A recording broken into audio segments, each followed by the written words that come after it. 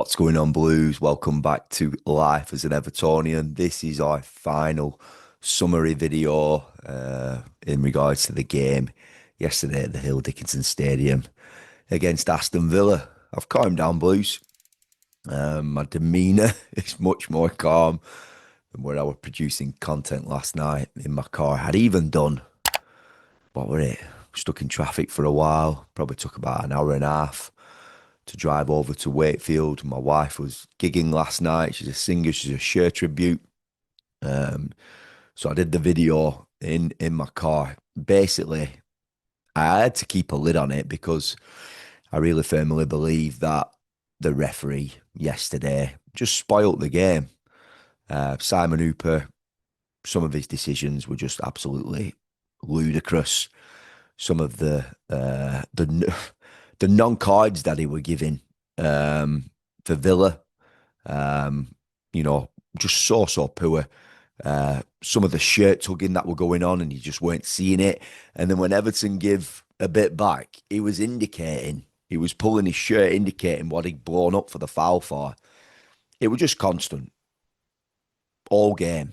Everton started the game off really, really well in full flow. And then obviously, Villa tried their utmost best to kill the flow of the game. And the referee, in my opinion, played a massive part in it. But this video isn't going to be about the referee, Simon Hooper. I want to talk about when David Moyes first initially came into our club, and his first game was at home at Goodison Park. It was a night game, and I was really excited that David Moyes was back at the helm. And we could see, even in that first game, it was a 1-0 defeat, we could see significant improvements of how the team was set up. And on another night, we could have come away with a draw. Now, yesterday, we came away with a draw, but I feel that all Evertonians were very disappointed in the fact that we only came away with a 0-0 draw. We did enough yesterday to come away with the 3 points. We saw the likes of Michael Keane getting a man of the match performance. Come on, Blues. This is a lad who has struggled in vast periods at Everton. He's then come up with a thunderbolt goal, and we've got behind him. We have got behind him as fans, as we don't like to jump on players' backs. He's come out in the past and said he struggled with mental health issues. And I'm an advocate for players and sportsmen alike who come out and say when they're struggling. We've heard today, this morning, the sad news that Ricky Hatton has passed away. Obviously, we don't know the details, but we know how he has struggled in the past. And honestly, listen, I'm being deeply honest. That lad is performing at a real high level. And we know when Jared Branthwaite comes back into this side, he's going to be, well, when he's fit, he's going to be back in the team. But has Michael Keane done enough to keep his place? He ended the season, last season, really, really well, really, really strong. The performances away against Fulham, the performance away against Newcastle. He could have had 3 goals yesterday. If not for Martinez, he definitely could have had 1. So Michael Keane, massive, massive respect to him. He hasn't put a foot wrong at all this season. Could Tarkowski make way for Jared coming back? I'm just saying, Tarky's made a few mistakes. I love James Tarkowski. You know what I mean? I really, really do. But Villa didn't have a sniff. They really didn't. I think they've had 1 shot that was like half a looping. I thought, is it going to nestle in the bottom corner? It didn't.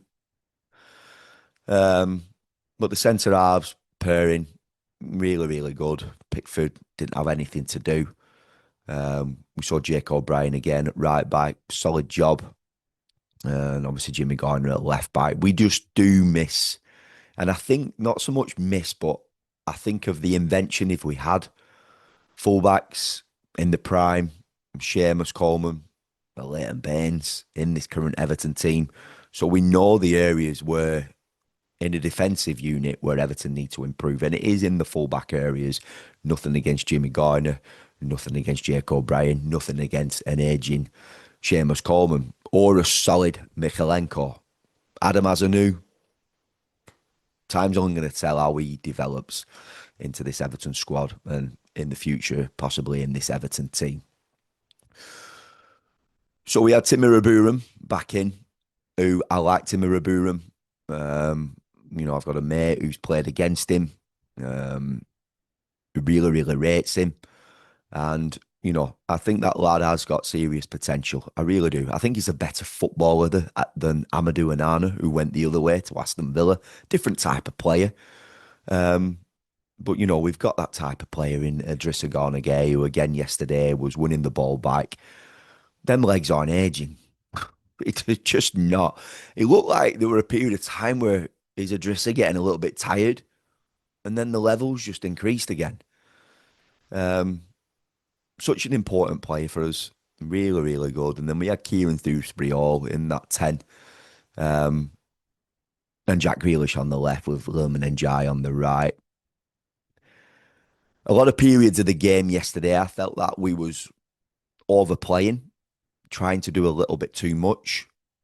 When we whipped the ball into the box, we saw that chance that Michael Keane had. I want to see a little bit more of that because we've got players who can get on the end of things, not just from a set piece and not just from a corner. We saw Merlin Roll make his debut. Looks a colossus, looks a big lad, looks like he's going to cover a lot of blade of grass. Really excited about this signing. Really, really am. I thought Njai was superb in the first half. The way he played in the first half, I've said it in a video. Lilman Njai has got the potential to be world class, and you can see the implementations of that. So good on the ball, low sense of gravity, driving runs. He set up Beto on the sixpence in the first 2 minutes and didn't have the right body shape to slot it home. Didn't have the right composure to slot it home. It was very, very rushed. It was almost like he was trying to put his foot through the ball. His right foot's hit his left foot, and it's pinged off. Everton need a composed number 9. Again, another area of the pitch. Nothing against Beto. He's a workhorse. He works hard, played into channels, and he'll cause havoc, play it behind the defender, and he'll run, and he'll cause chaos. Tieno Barry comes with the potential. Again, we've not seen enough. Came on in the last 15 minutes. We're going to learn more about Tieno Barry as the season goes on. We're going to need him. Now, Blues, a lot of Evertonians jump down my throat. Not so much jump down my throat, but I think of that chance in that first 2 minutes yesterday. And I know he's aging. And listen, he's gone to Italy. The deal didn't get done. Probably we're never going to get done. But I think about Jamie Vardy having that chance and burying it. Not saying Jamie Vardy, that's gone. But we need to find that type of striker who's going to be in the 18-yard box, in the 6-yard box, sniffing out those chances and burying it. The easy goals, because we've got the invention now from the left to the right. As a number 10 with Kieran Dewsbury Hall. And we look at it, Blues, where Moyes came in against Villa on that night game. Unlucky to not come away with a draw yesterday. We should have got the win. So this Everton team has vastly improved. And we can see the improvements. We can. I said this was going to be our toughest task, our toughest game this season. And it wasn't. We made it difficult for ourselves. I believe that. And what I mean by that is just more balls into the box. I think it was that type of game where it needed to be shifted a little bit. The dimensions of play needed to change a little bit, not just from the corners, set pieces, and trying to find that needle in a haystack kind of ball. More shots. Um, I would have liked Tyler Diblin to come on, personally. I would have liked Njai to come over to the left. I think Moyes has indicated in a press conference, like, he's loving what he's seen from Grealish. He doesn't want to come off on the hour. I understand that. The lad is class. Thought he had a really good game yesterday. Just him and Dewsbury Hall, just sometimes, just a little bit overplay for me. I would have liked to see Tyler Diblin come on the right-hand side and Jai moved over to the left, possibly on the 75th, 80th minute, the last 10, 12, 15 minutes, to see if we could have added something else. Can we see something else? With Tyler Diblin's coming for big money. We want to see him not just in League Cup. I know it's early. So, really good day for me personally. It was my wedding anniversary on the Friday. We stayed in the Titanic Hotel. Obviously, I just wanted to celebrate a goal with my wife. I'm actually going to take her to the Monday night game against West Ham.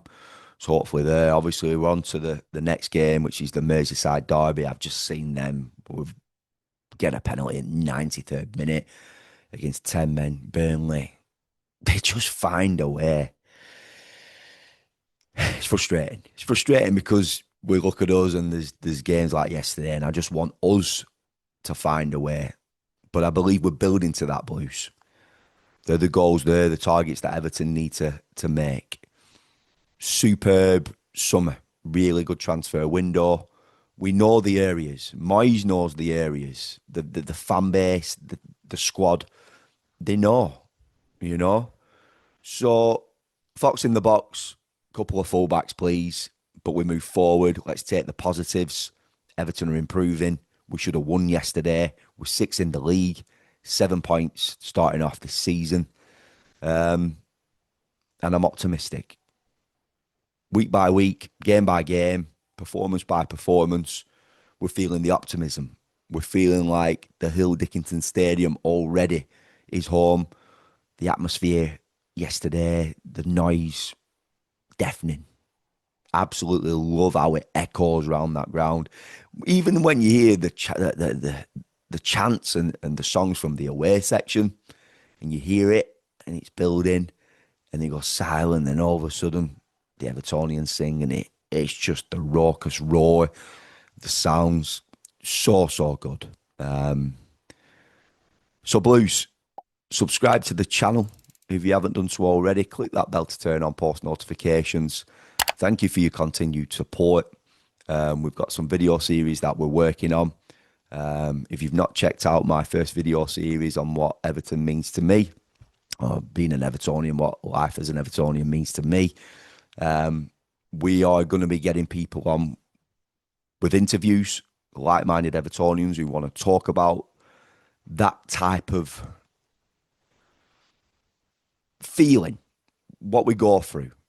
Sometimes there's things that we go through in our life, and Everton plays a big part in getting us through it. I believe football and community does that. So we are going to be bringing fans on here. We've already got our first one, and I'm just going to arrange a date with him today when we can get that in place. So if you want to go and check out that video, it's in the description below, the link to it. And yeah, Blues, Toffees, I'm going to leave it there, up the Toffees, and I will see you in the next one.